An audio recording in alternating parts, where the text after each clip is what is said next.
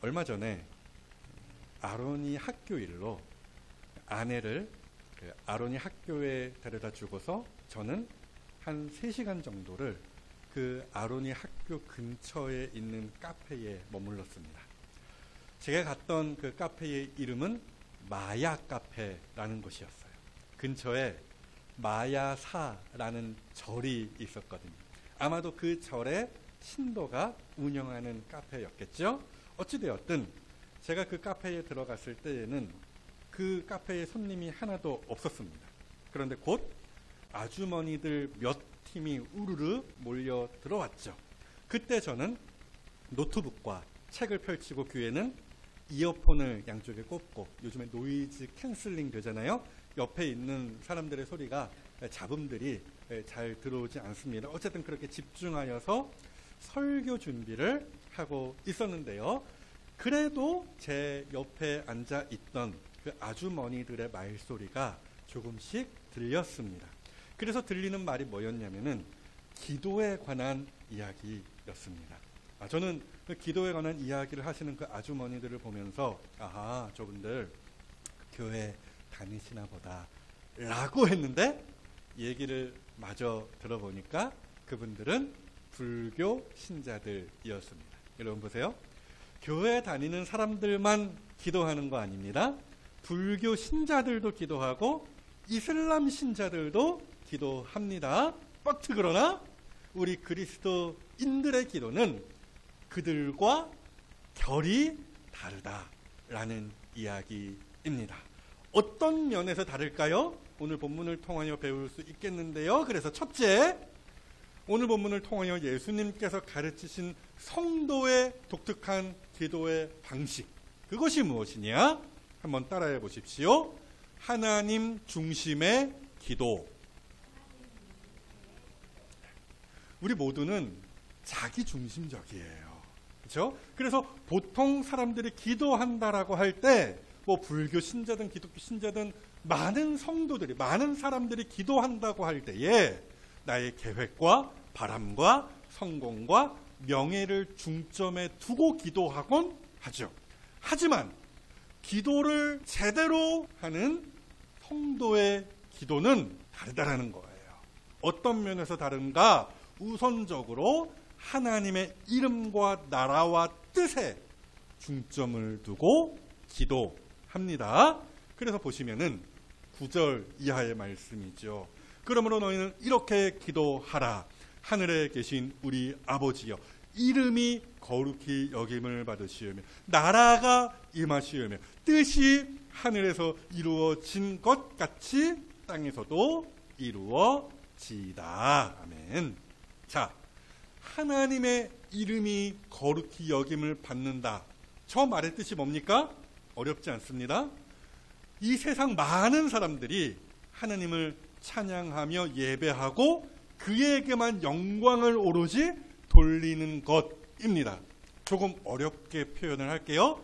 저 거룩히 여김을 받는다라는 저 말은 신적 수동태라고 합니다. 어려워요. 신적 수동태. 기억하실 필요는 없지만 성경을 보시면은 종종 하나님께서 하시는 그 거국적인 일들을 저런 식으로 표현을 해요. 뭔가 대단한 일이에요. 거창한 일이에요. 뭐가 이루어졌어요. 그런데 거기에 주어가 없어요. 그거를 신적 수동태다라고 부른다라는 거예요. 그러니까 하나님 자신이 하나님의 이름을 거룩하게 하신다라고 우리가 알아들으면 되겠고요.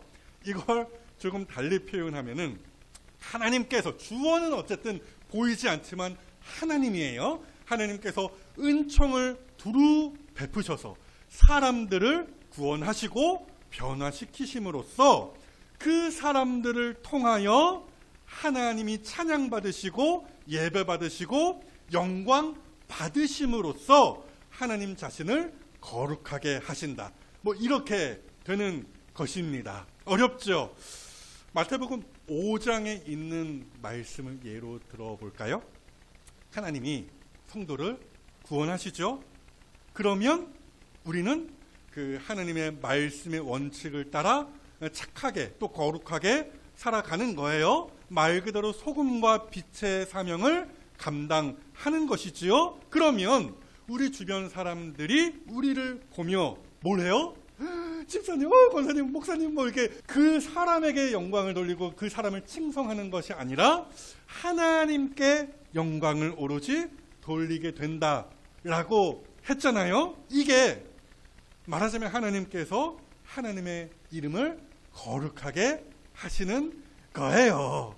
이거를 저 기도의 문구를 조금 더 쉬운 말로 바꾸면 이렇게 되는 거예요. 하나님께서 은총을 베풀어 주심으로 모든 사람들이 하나님을 알고 하나님을 찬양하게 하옵소서. 이해가 되십니까? 뭐 이해가 안 돼도 상관없습니다. 어찌되었든 요는 이거예요. 기도는 내 중심의 것이 아니다라는 거예요. 내 소원의 성취만을 위하여 우리는 기도의 자리로 나아가는 것이 아니다라는 것이죠. 말인즉 하나님이 중심이 되어서 하나님이 결국 그 가운데에서 드러나고 하나님이 찬양받으시기를 간절히 원하고 바라는 것이 성도의 마땅한 기도의 첫 번째 제목이라는 말씀입니다. 이어지는 기도의 문구도 같은 맥락이죠.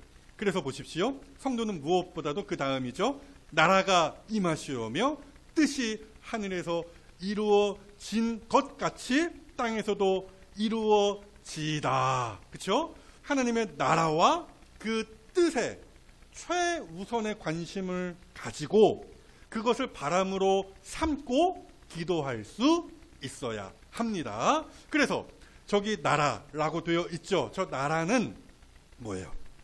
예수님의 재림과 동시에 완성될 바로 그 천국이기도 하지만 동시에 저 나라는 현재적으로 하나님께서 다스리시고 하나님께서 오로지 예배 받으시고 영광 받으시는 이 땅에서 우리가 맛보는 천국이기도 합니다. 어렵지 않습니다. 뭐 여기든 저 하늘이든 많은 사람들이 하나님을 찬양하고 예배하는 그곳이 곧 하나님의 나라 천국이라는 말씀이에요. 어찌되었든 앞선 이야기와 저 기도의 문구들이 자연스럽게 연결이 되는 것인데요. 하나님께서 자기 이름을 거룩하게 하시면 즉 우리가 하나님을 예배하고 하나님을 찬양하면 바로 거기에 하나님의 나라가 임한다라는 말씀이죠. 그럼으로써 계속해서 진전이 되는 거예요.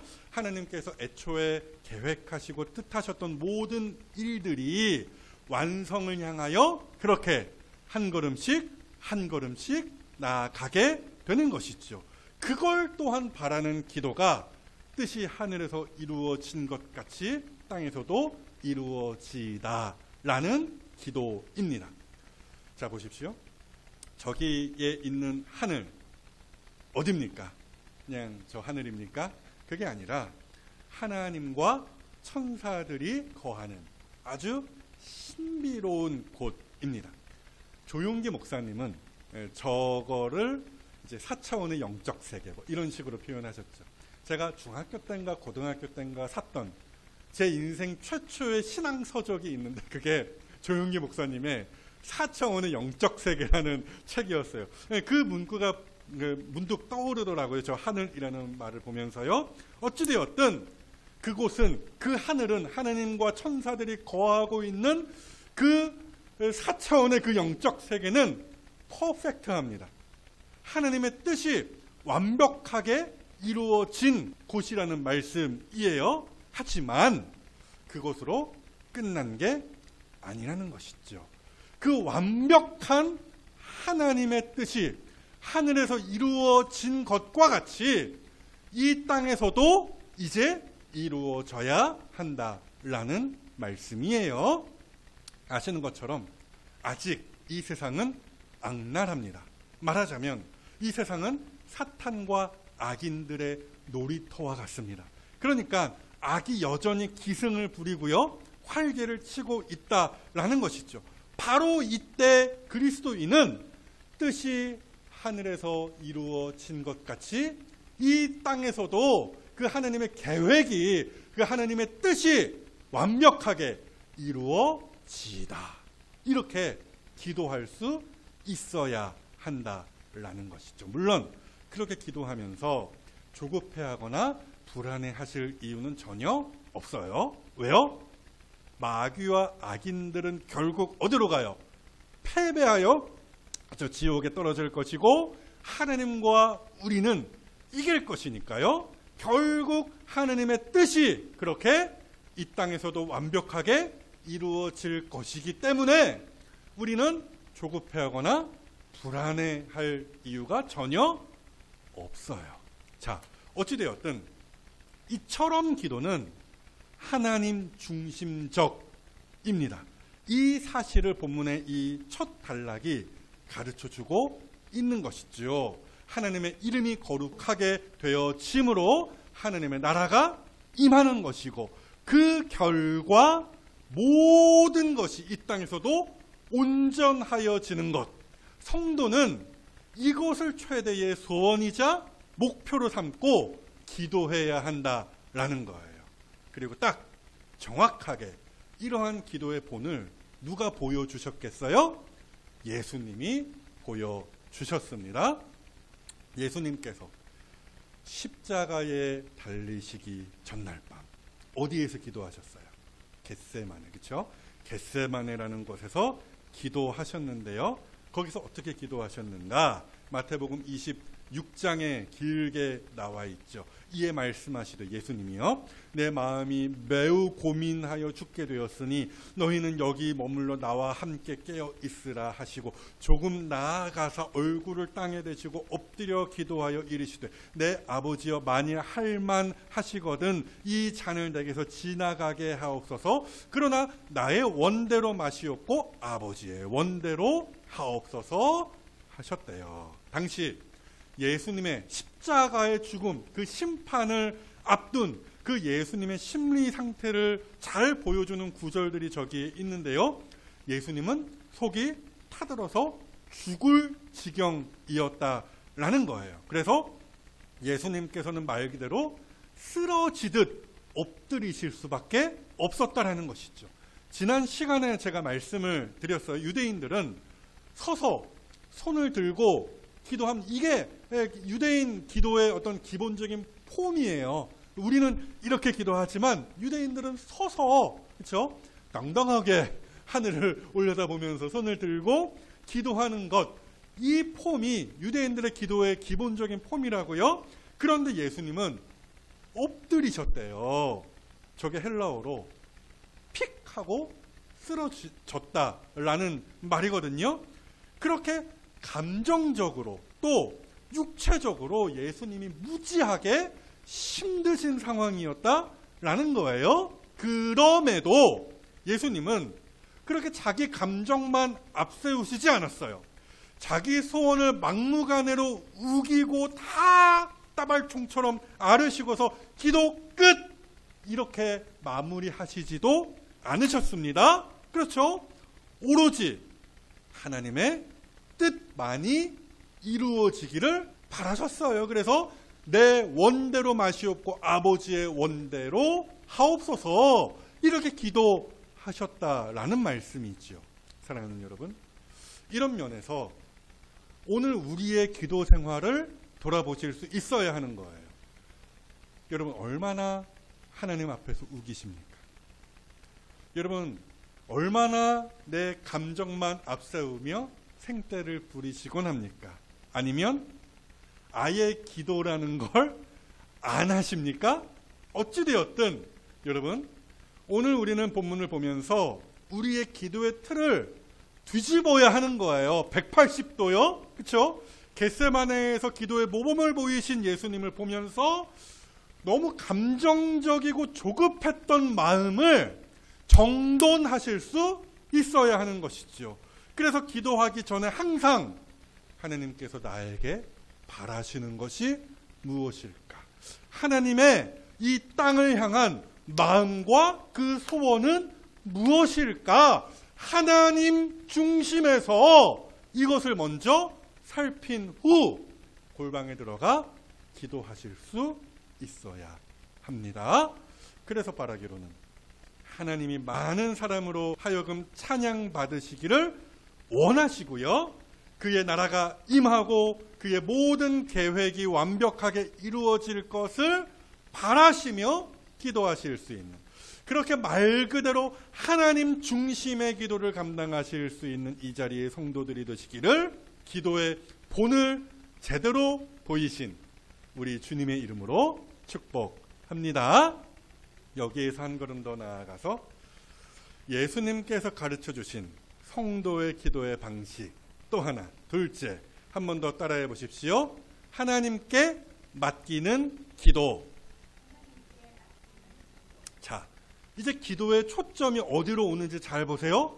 당신의 무엇에서 우리의 무엇으로 향하는 것인데요. 말인즉 하나님의 나라와 영광을 위한 기도를 먼저 한 후 이제 우리가 겸손하게 우리의 필요를 위하여 기도하는 순서가 되었다라는 말씀이죠. 다만 우리의 필요를 채우시는 분이 하나님 아버지이심을 믿고 기도한다는 뜻에서 하나님께 맡기는 기도다라고 말씀을 드린 거예요. 일단 본문 11절 보십시오.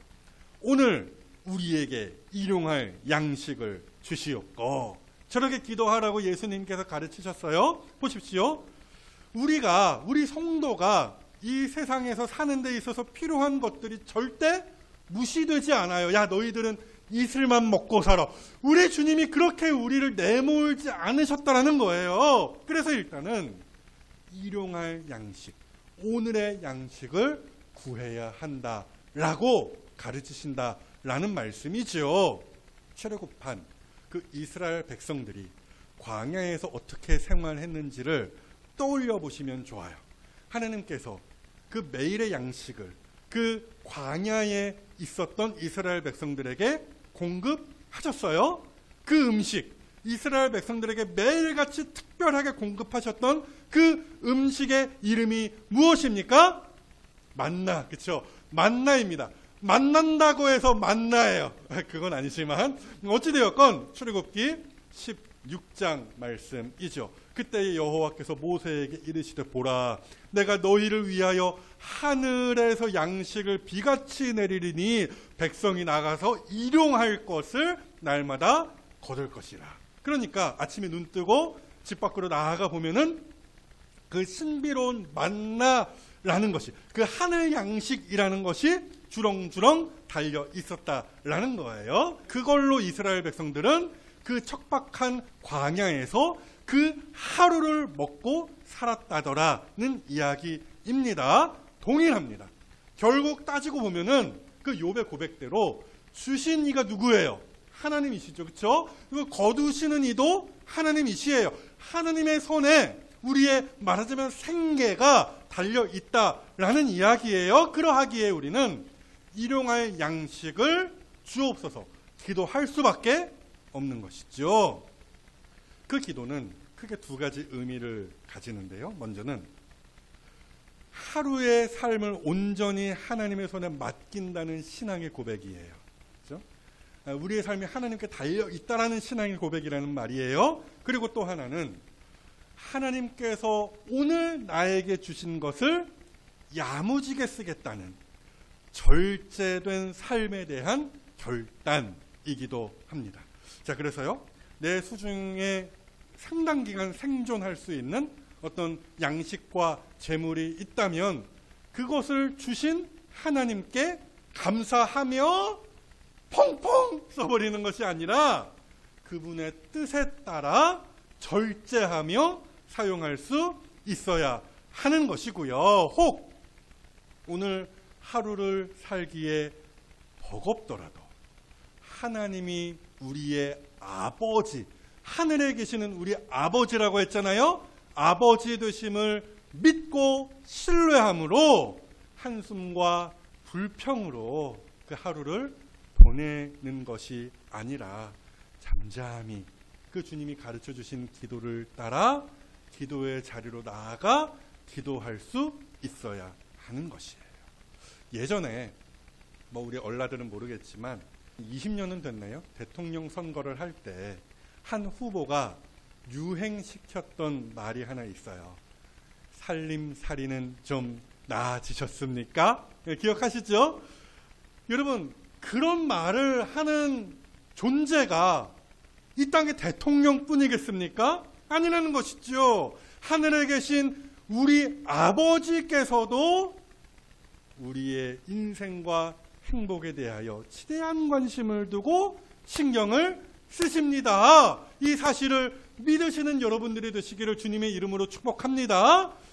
그래서 바라기로는 염려하지 마시고 괜히 하나님 안 계시는 것처럼, 하나님 믿지 않는 사람처럼 염려하지 마시고 필요한 것을 감사함으로 하늘에 계시는 아버지 하나님께 구하실 수 있는 이 자리의 성도들이 되시기를 다시 한번 주님의 이름으로 축복합니다. 뿐만이 아닙니다. 이렇게 물질적인 필요를 구함이 마땅하고요. 동시에 영적인 필요를 구함도 마땅한 거예요. 그 이야기가 12절에서 이어지죠. 우리가 우리에게 죄 지은 자를 사하여 준 것 같이 우리 죄를 사하여 주시옵고 라고 되어 있죠. 보세요. 사람은 떡으로만 사는 것이 아니에요. 하나님께서 주시는 영적인 복으로 삽니다. 그래서요, 성도가 반드시 받아야 할 가장 필요하고 가장 중요한 영적인 복이 무엇이냐? 바로 죄 사함의 복입니다. 그래서 그 복을 구하라는 말씀이에요. 물론 우리는 예수님을 믿음으로 모든 죄를 이미 사함, 용서함 받았습니다. 그럼에도 우리는 매일같이 저렇게 죄 사함의 은혜를 구하고 대면해야 한다라는 것인데요. 이게 설명이 다소 어려운데요. 이렇게 한번 예를 들어볼게요. 가령 우리가 로또 1등에 당첨이 되었다고 칩시다. 그래서 당첨금 얼마면 되겠어요? 1조 원. 좀 어차피 상상하는 거니까 크게 놓읍시다. 1조 원.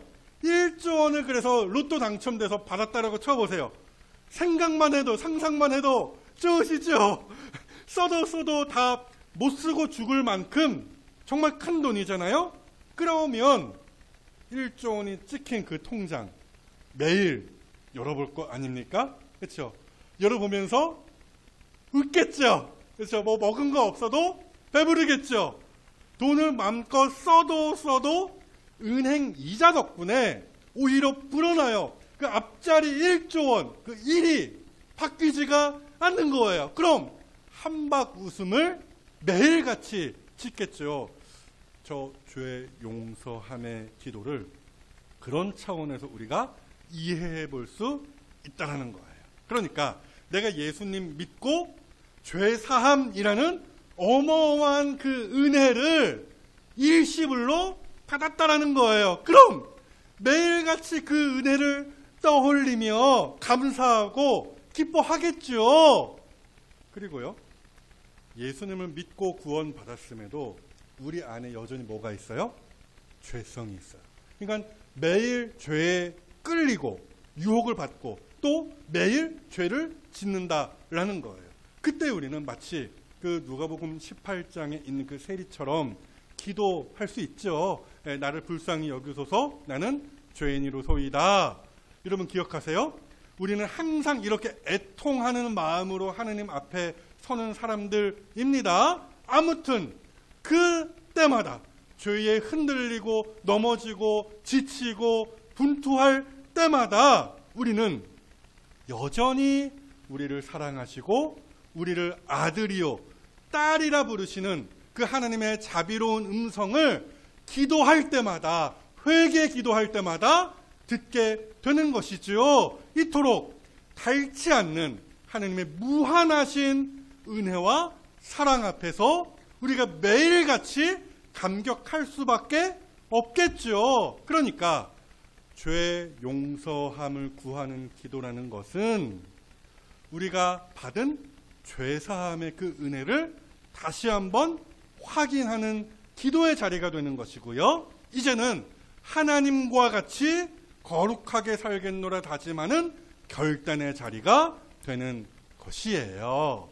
말인즉 성도의 모든 영적 필요도 하나님으로부터 나온다라는 거예요. 모든 성도는 하나님으로부터 나오는 그 은총을 받아 먹고 누리며 그 하루를 살아간다라는 말씀이죠. 뿐만이 아니에요. 예수님께서 가르치신 기도 한마디만 더 보실까요? 우리를 시험에 들게 하지 마시옵고 다만 악에서 구하시옵소서. 자, 저기에 있는 악, 그렇죠?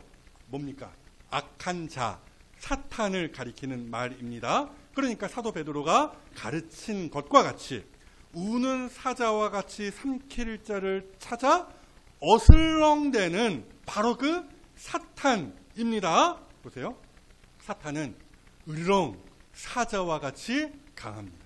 게다가 우리보다 훨씬 똑똑한 존재입니다. 그래서 사탄이 우리에게 제대로 시험을 걸면, 제대로 안다리를 걸면은 우리는 쓰러지고 망할 수밖에 없어요. 그러하기에 시험에 푹 아예 빠져서 허우적되지 않도록 또 그 시험을 가로 열고 하나님께서 주시는 힘으로 가로 닫고 능히 내가 이겨낼 수 있도록 기도해야 한다라는 말씀이에요.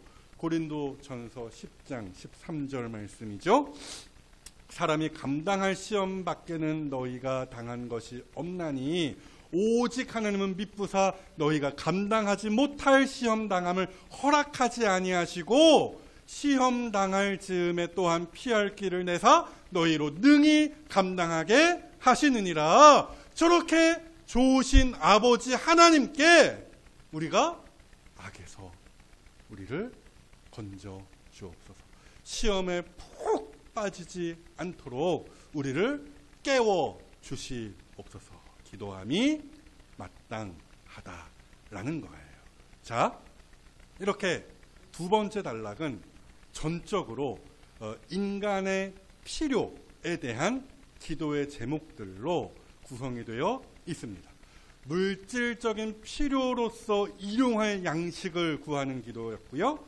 영적인 필요로서 죄사함의 은혜와 시험에 들지 않는 은혜를 구하는 기도였어요. 그래서 결국 이 기도의 제목들을 통하여 우리가 확인하는 사실들이 뭐냐? 우리의 삶이 결국 이렇게 하나님의 손에 달려 있다라는 사실이에요. 역시나 하나님께서 오늘 우리를 한시라도 붙드시고 보호하시고 지켜주시지 아니하시면 우리는 하루를 살아갈 수 없는 성도들이라는 것이죠. 그러므로 사랑하는 여러분, 하늘에 계신 하나님 아버지께 여러분들의 그 인생의 모든 필요를 마음껏 구하십시오. 마음껏 구하십시오. 바로 그것이 하나님의 자녀의 권세를 이 땅에서 누리는 성도의 모습이에요. 단 기도한답시고 야단 법석을 떨 일은 없습니다. 우리가 하나님의 자녀이기에 하나님이 우리의 필요를 정확하게 이미 다 파악하고 계시기에 그냥 뚜렷하고 분명하게 기도로 하늘에 계신 아버지 하나님께 아뢰면 끝, 이겁니다. 실제로 신약에 기록된 하나님 아버지께 드리는 그 예수님의 기도는 대부분 짧아요.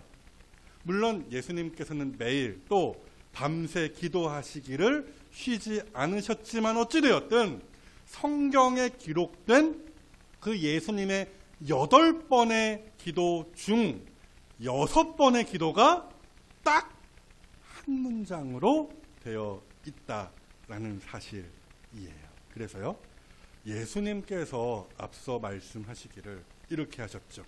또 기도할 때에 이방인과 같이 중언부언하지 말라. 그들은 말을 많이 하여야 들으실 줄 생각하느니라. 그러므로 그들을 본받지 말라. 구하기 전에 너희에게 있어야 할 것을 하나님 너희 아버지께서 아시느니라. 아멘. 중언부언하지 말라. 뭔 얘기예요? 했던 말 또 하면서 반복하지 말라라는 것이고요. 의미 없는 말을 주문처럼 읽지도 말라라는 말씀입니다. 하늘에 계신 우리 하나님 아버지께서는 인격적인 분이시기에 한마디만 해도 충분히 알아들으신다라는 말씀이에요. 끝으로 한 가지만 더 말씀드릴게요. 내가 그렇게 열심히 어쨌든 구한 것을 하느님께서 주시지 않는다 할지라도 여러분 한번 따라해 보십시오. 삐지지 말자. 삐지지 마십시오. 아버지 하나님은요, 항상 그의 자녀들에게 좋은 것을 주시는 분이십니다. 믿으시죠? 여기에서 어떤 목사님이 이렇게 말씀을 하셨어요. 되게 오래전에 들었던 설교였는데요. 퍼뜩 그게 떠오르더라고요. 하나님이, 그 좋으신 하나님이 기도한 것을 주시지 않는다면, 잘 들으세요. 안 주는 것이 좋은 것이기 때문에 안 주시는 것이다. 아멘? 그러니까 하나님이 안 주셨다고 해서 낙심하거나 불평함으로써 도리어 사탄에게 틈을 주는 그 어리석음을 범하지 마시라는 거예요. 여러분 보십시오. 우리 다 같이 한번 읽어보죠. 사도 베드로가 전한 말씀이에요. 시작. 너희 염려를 다 주께 맡기라. 이는 그가 너희를 돌보심이라. 아멘. 정리하겠습니다. 오늘 본문의 끝은 아주 알쏭달쏭한 말씀입니다. 자, 보시죠. 너희가 사람의 잘못을 용서하면 너희 하늘 아버지께서도 너희 잘못을 용서하시려니와 너희가 사람의 잘못을 용서하지 아니하면 너희 아버지께서도 너희 잘못을 용서하지 아니하시리라. 아멘. 복잡한 이야기는 집어치우고요. 딱 잘라서 말씀드리면 이거예요. 기도와 삶은 절대로 분리되지 않는다라는 말씀이 저거예요. 자, 우리 주변에 종종 기도 좀 한다는 사람을 봅니다. 또 스스로 이렇게 이야기해요. 자기가 얼마나 기도하는 일에 있어서 열심인지 자기 입으로 그렇게 떠드는 경우도 있어요. 내가 새벽 기도 태어나서 한 번도 빠지지 않고 금요 철야도 하고 뭐 옛날에는 뭐 밤새서 애를 들쳐업고 뭐 교회 예배당에서 무릎 꿇고 기도했다는 둥 뭐 그래요. 하지만 그렇게 기도를 많이 한다는 사람의 입에서 만약에 험한 말이 나온다거나 그가 직간접적으로 누군가를, 내 이웃이든 내 가족이든 누군가를 미워하고 혐오한다면 그는 기도를 쓸데없이 한 사람입니다. 그래서요, 순서에 맞게 예수님께서 가르쳐 주신 대로 기도함으로, 즉 하나님의 영광을 위하여 살기로 작정하며 기도하고 또 하나님에 의하여 내 삶이 유지된다는 사실을 인정하고 감사하며 기도하는 바로 그 성도는 내가 하나님께 은총을 받고 보살핌을 받는 것과 같이 원수를 보듬고 용서하고 사랑하는 삶을 그 기도에 뒤이어서 살아가는 거예요. 말을 바꾸면은 기도하면, 제대로 기도하면 그 성도의 삶이 변화되어지기 시작한다더라는 말씀이죠. 그래서